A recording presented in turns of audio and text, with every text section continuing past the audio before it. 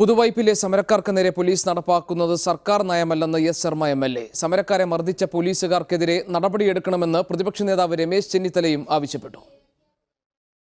ഈ ലാത്തി ചാർജിനെ അംഗീകരിക്കാൻ കഴിയില്ല. തോക്കൽ ലാത്തി ഉപയോഗിച്ച് സമരങ്ങളെ, ജനകീയ സമരങ്ങളെ നേരിടുക ഇടതുമുന്നണി സർക്കാരിന് ഒട്ടും ഭൂഷണമല്ല. ഇതിനെ ഞാൻ ശക്തമായി അപലപിക്കുന്നു.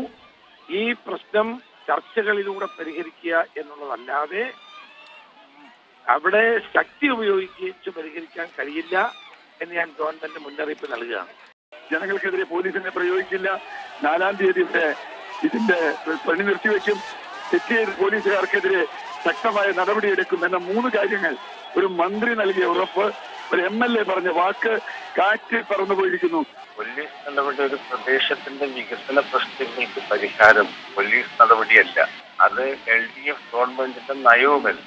ഇപ്പോൾ ഉണ്ടായ സംഭവം അങ്ങേയറ്റം ദൗർഭാഗ്യകരവും തീർച്ചയായും പാവപ്പെട്ട ആളുകളെ വിഷമിപ്പിക്കുകയും പ്രയാസപ്പെടുത്തുകയും ചെയ്യുന്നത് ഒരു വികസന നയമല്ല.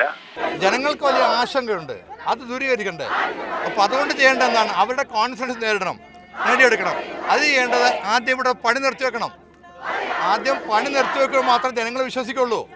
ചെറിയ കുട്ടികളും സ്ത്രീകളും അടക്കം മുദ്രാവാക്യം വിളിച്ച് സമരം ചെയ്യുമ്പോൾ അവരെ ഓടിച്ചിട്ട് ഭീകരമായി മർദ്ദിക്കുന്ന ഈ നടപടി പിണറായി സർക്കാരിനും ഇടതുപക്ഷ സർക്കാരിനും യോജിച്ചതല്ല എന്ന് പറയാൻ ഞാൻ ആഗ്രഹിക്കുക.